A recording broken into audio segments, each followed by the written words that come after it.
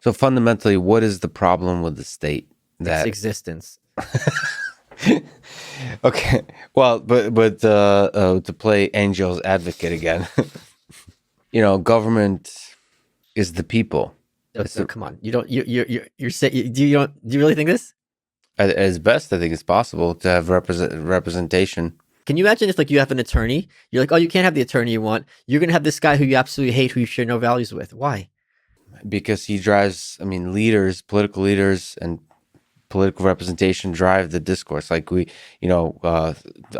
majority of people voted for him or whatever, however you define that, and now we get to have a discussion. Well, was this the right choice? And then we get to make that choice again in 4 years and so on. First of all, the fact that I have to be under the thumb of somebody for 4 years makes no sense. There's no other relationship that's like this, including a marriage. You can leave any other relationship at any time. Number one. Number two You is, could always impeach. but they did that. Part of it, I'm in jest saying Yeah. that there's the mechanisms are flawed in many ways. Yeah. Yeah, right. And so that's number one. Number two is, it doesn't make sense that if I don't want someone to represent me, that because that person is popular, that they are now in a position to. So having representation and having citizenship based on geography is a pre-landline technology in a post-cell phone world.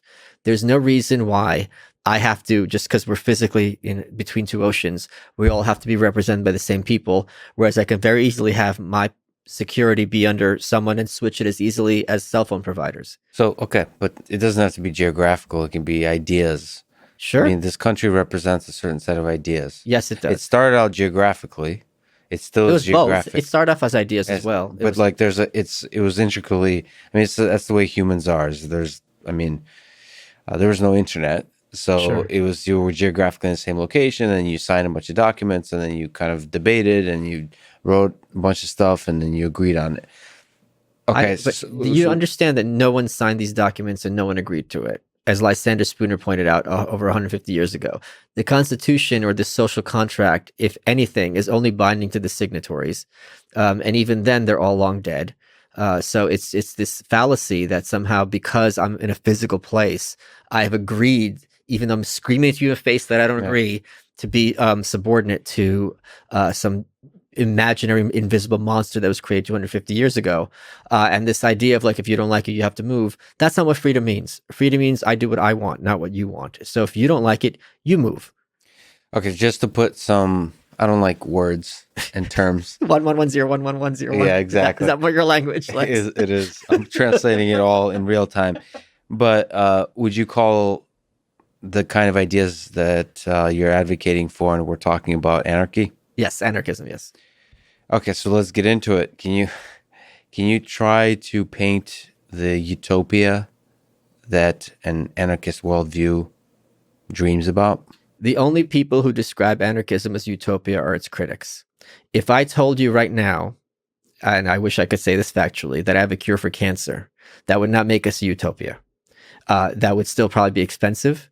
We would still have many other diseases. However, we would be fundamentally healthier, happier, and better off, all of us. Than democracy. So, sorry, I jumped back from the cancer. No, analogy. then democracy or government. So it's only curing one major life-threatening problem, but in no sense is it a utopia. So what can we try to answer this question? Same question many times, which is, what exactly is the problem with democracy? The problem with democracy is that those who need leaders are not qualified to choose them. Those who need leaders are not qualified to choose them. So that's the central problem of democracy. Not all of us need leaders. Right. So, what does it mean to need a leader? Are you saying like people who are actually like free thinkers don't need leaders kind of thing? Sure. That's a good way of working. But like you don't. Okay, so do you acknowledge that there's some value in authority in different subjects? So what that means is, I don't mean authority, somebody who's in control of you, but but you're doing the definition switch. Because I am. Yeah. You're right. It's unfair. Okay, that was bad. But that's what they do. That's their trick. Yeah. And this is one of the useful things, by the way, let's just total sidebar. Yeah. If people ask me for advice, I always tell them, if you're going to raise your kids, raise them bilingual. Because I was trilingual by the time I was 6, and that teaches you to think in concepts. Whereas if you only know one language, you fall for things like this, because using authority in the sense of a policeman and someone is as authority in physics, it's the same word. Conceptually, they're extremely different. But if you're only thinking in one language, your brain is going to equate the two. And that's a trap that people who only speak one language have. For sure. But even if you know multiple languages, you can still use the trick of using the words to your convenience absolutely. to manipulate the conversation. But that you weren't trying to do that, but you fell into I accidentally did it. People, yeah, you're right. We all tend to do that if you only speak one language and think in one language. But I guess let me rephrase it. Are you against, do you acknowledge the value of like offloading your own effort about a particular thing to somebody else? Absolutely. Like an accountant, a lawyer, right, exactly. A doctor, a chef, infinite. Isn't that ultimately what a democracy is? No. Broadly defined? Like you're basically electing a bunch of authorities. You're using the word you in two senses. You're using the word you meaning me as an individual, now using you as a mass. Yeah, as a mass, not you as an individual. Right. So I would absolutely want someone to provide for my security. I would absolutely want someone to negotiate with me for foreign power or something like that. That does not mean it has to be predicated on what lots of other people who I do not know, and if I do know them, probably would not respect, think about. It's of no moral relevance to me, nor I to them. So do you think there could be a bunch of humans that behave kind of like ants in a distributed way? There could be an emergent behavior in them that results in a stable society. Like, isn't that the hope with anarchy, is like without an overarching but ants, ants are the worst example here, because ants have a very firm authority. The queen? Yeah. And they're all drones. They're all clones of each other. Yeah, but so if you forget the queen, their behavior, they're all well, from your perspective, from your human intelligent perspective, but from their perspective, they probably see each other as a bunch of individuals. No, they don't. Ants are very big on altruism in the sense of self-sacrifice. They do not think the individual matters. They routinely kill themselves for the sake of the hive and the community. But that's from the outside perspective. From the individual perspective of the individual, they probably they don't see it as altruism.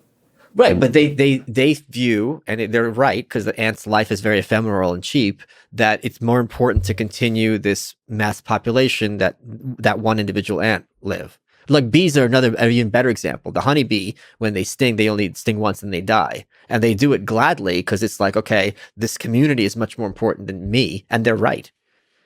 Yeah. Okay. So fine. Let's forget. I'm being pedantic, but it's important, I think. I'm not just being pedantic for the sake of being pedantic. But there's something beautiful that I won't argue about, because there's an interesting point there about individualism of ants. I do think they're more individual than, but look, let's give your view of ants that they're communists. Okay, let's go with the communist view of ants. Okay, yeah. But there's still a beautiful emergent thing, which is like they can function as a society and without, I would say, centralized control. Yeah, I agree. It's another argument. Yeah. So is that the hope for anarchy? It's like you just throw a bunch of people that voluntarily want to be in the same place under the same set of ideas, and they kind of, like, the doctors emerge, the police officers emerge, the different necessary structures of a functional society emerge. Do you know what the most beautiful example of anarchism is? That is just beyond beautiful when you stop to think about it. I'll say and Twitter. I'm not being tongue in cheek. Okay. Language. There's infinite languages. The things that language can be used for bring tears to people's eyes, quite literally. It's also used for basic things. No one is forcing us. We speak 2 languages each, at least. No one's forcing us to use English. No one's forcing us to use this dialect of English. It's a way, and despite there being so many different languages, lingua franca emerge. The language that everyone is Latin. Even in North Korea, they refer to the fish and the different animals by the Latin scientific notation. No one decided this. Sure, there's an organization that sets a binomial nomenclature, but there's no gun to anyone's head referring to sea moth as a Pegasus species. And when you think about how amazing language is, and in some other context would say like, well, you need to have a world government, and they're deciding which is the verbs, and you have to have an official definition and an official dictionary, and none of that happened. And I think anyone, even if they don't agree with my politics or my worldview, cannot deny that the creation of language is one of humanity's most miraculous, beautiful achievements. Absolutely. So there you go. There's one system where a kind of anarchy can result in beauty, stability, like sufficient stability, and yet dynamic flexibility to adjust it and so on. And the internet helps it. You get something like Urban Dictionary, which starts creating absurd both humor and wit, but also language and syntax and jargon. Immediately you size people up. If you say vertebral, I know you're a doctor because that's how they pronounce it, the spinal column. I'm sure in your field, there's certain jargon, and right away you can know if this person's one of us or not. I mean, it's infinite. I mean, I don't need to tell you. There's emojis too. Yes, there's so much there to study with language. It's fascinating. But do you think this applies to human life, the meat space, the physical space? Yes. So that kind of beauty can emerge without writing stuff on paper, without laws. You could have rules. You don't have to be laws. So enforced by violence, like that's what's a law? A law is something that is unchosen. A rule is something. If I go to my pool and I sign up to be a member of a pool, on the wall lists certain things. It's like, certain number of people in the pool. No peeing in here. Good luck enforcing that one. And so on and so forth. Well, that's the problem. Aren't you afraid that people are going to pee in the pool? That's not as my big a concern as mass incarceration, as the fact that the police can steal more money than burglars can, the fact that innocent people can be killed with no consequences, the fact that war can be waged and with no consequences for those who waged it, the fact that so many men and women are being murdered overseas and here, and the people who are guiding these are regarded as heroic. So you think that in an anarchist system, there's a possibility of having less wars and less, what would you say, corruption and less abuse of power? Let's talk about corruption because, and I made this point on Rogan, you and I, again, the Russian background, we realize that when it comes to corruption, American is very naive. Corruption, they think, is, I got my brother a job and he's getting money on the table. That's not, when we're talking about like state corruption, things that are done in totalitarian states, and even to some extent in America, like Jeffrey Epstein, Ghislaine Maxwell, things that Stalin did, things that Hitler did. When the CIA was torturing people at Gitmo, they had to borrow KGB manuals because they didn't know how to torture correctly because they never thought of these things. It's very hard for us to get into the mindset of someone who's like a child predator, someone who, let me give you an example from my forthcoming book. There was a guy who was the head of Ukraine in the 30s. I forget his name. Now, these old Soviets, they were tough. I mean, Stalin means steel. They pride themselves in their cruelty and how strong they were. And this was the purge. Stalin is trying to, killing lots of people left and right. And his henchman, Beria, had the quote, find me the man and I'll find you the crime. They would accuse someone and they would torture him until he talked and confessed, and then he had to turn people in. And they took this guy in like beginning of the year, I think it's 36, 38. He was head of Ukraine. By May, he's arrested. And they take him to the Lublanka, the basement in the Red Square where they're torturing people. And they did the works on him. And he was a good Soviet and he stood up. And who knows what they did to him? He didn't talk. So they said, okay, one moment. They brought his teenage daughter in, raped her in front of him. He talked. So when we talk about corruption, we would never in a million years think of this. That's not how our minds work.